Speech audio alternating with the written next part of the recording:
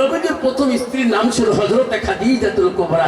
মা শুনে রাখেন, নবীজির দ্বিতীয় নম্বর বিবির নাম ছিল শুনি নাও হযরতে সাওদা রাদিয়াল্লাহু তাআলা আনহা। ও মা, নবীজির 3 নম্বর বিবি ছিল হযরতে মা আয়েশা সিদ্দিকা আম্মা জান।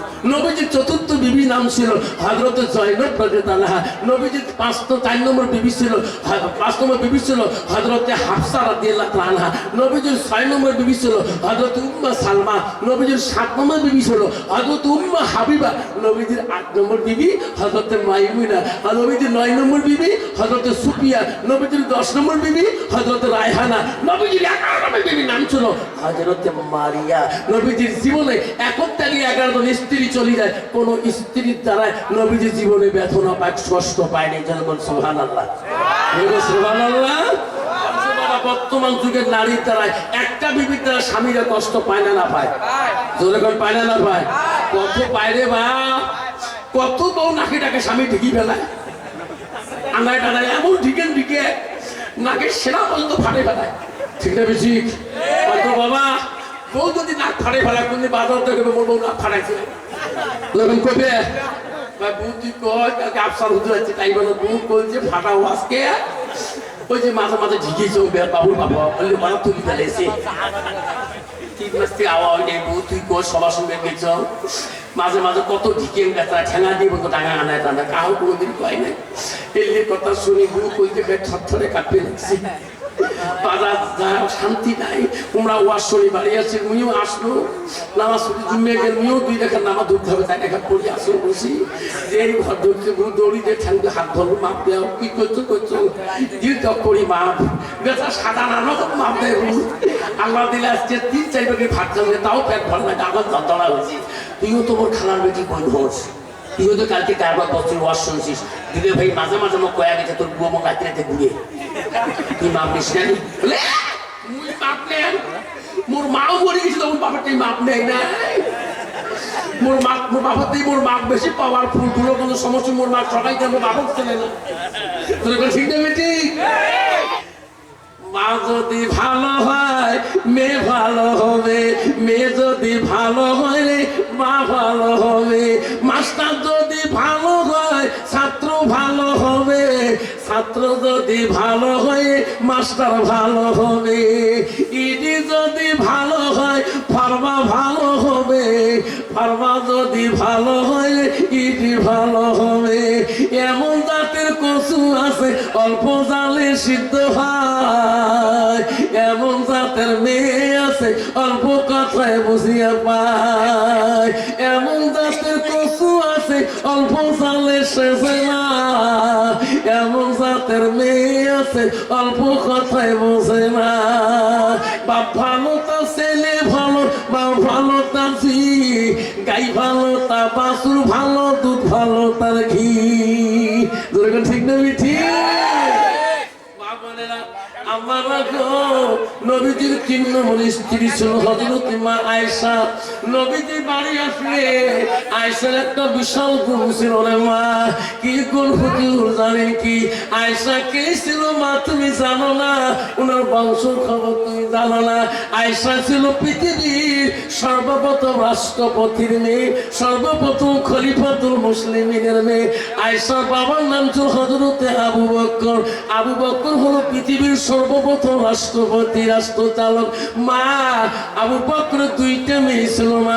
প্রথম মেয়ের নাম ছিল আসমা, আর দ্বিতীয় মেয়ের নাম ছিল আয়েশা। আয়েশা ছিল কোরআনের হাফেজা। বাবা, বর্তমান সমাজের মেয়ে হলো ঝগড়ির হাফেজা। যেরকম ঠিক না ঠিক? ঝগড়া করে রে বাপ, আছে না? স্বামী যদি কালা হয় শামুক কালটু চোখ পর্যন্ত কয়, স্বামী কালটু কালা মাসান রোগা মাথা ডাঙা চোখ ডাঙা আছে। মারে কেন মা মেয়েটা কেন এই কথা স্বামীকে নিন্দা করে? ও মা, হযরতে মা আয়েশার গুণ শোনেন মা। আয়েশার বয়স কি ছিল? নবীজির বয়স কি ছিল? ছিল মা নবীজি বাড়ি আসিলে আমার নবী খানা না খাওয়া পর্যন্ত কিতাব খুলে দেখবেন আয়েশা মুখে খানা দিতে কষ্ট হইত। আর বর্তমান যুগের নারী রে স্বামী নাই খাতে 3 বেলা হয়ে আয়েশার কি গুণ ছিল নবীজি বাড়ি আসলে আয়েশা বারবার নবীর মুখের দিকে তাকাইতো, নবী চেহারার দিকে তাকাইতো।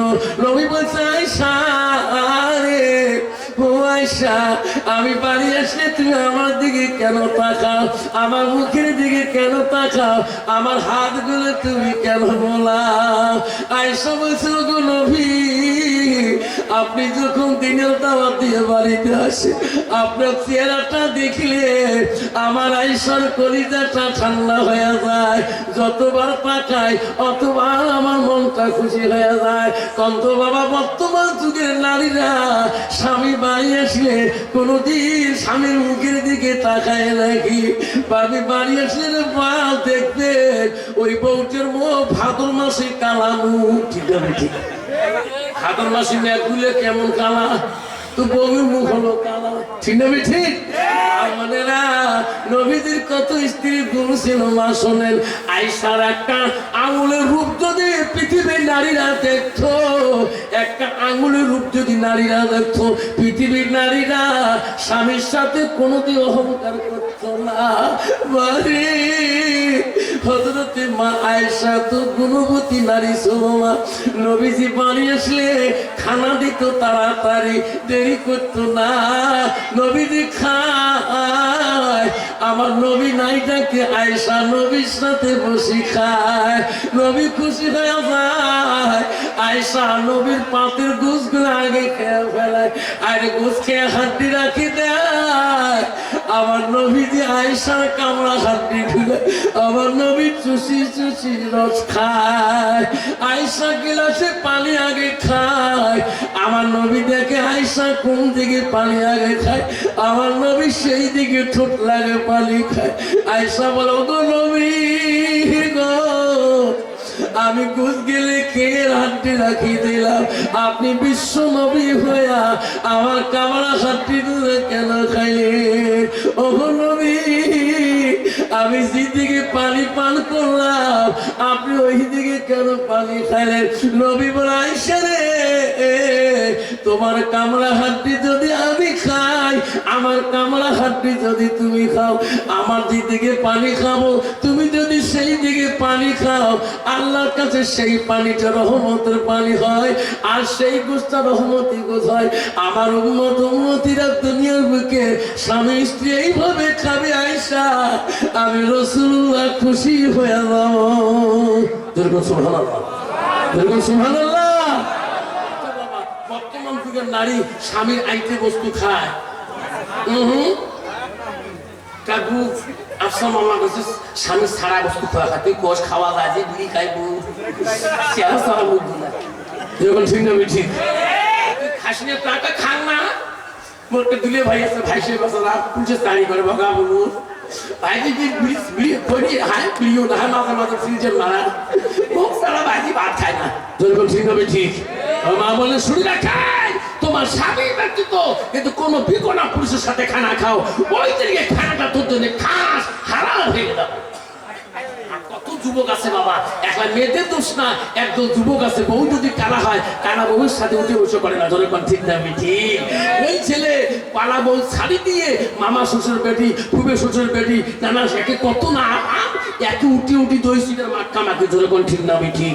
এই যুবক মনে রাখ স্ত্রী ছাড়া কোনো বেগোনা মেয়ের সাথে খানা খাওয়া ওই দিনকের জন্য খাস হারাম, খাস হারাম। মা বোনের মনে রাখেন, যুবকরা মনে রাখেন, খাবার মন চলে, খানা খাবার মন চলে, স্ত্রীর সাথে এক লোকমা খানা খাবা একটা সুন্নত জিন্দা হবে। যদি সুবহানাল্লাহ, একদিন খানা খাবা একটা সুন্নত জিন্দা হবে, 2 দিন খাবা আবার সুন্নত জিন্দা হবে।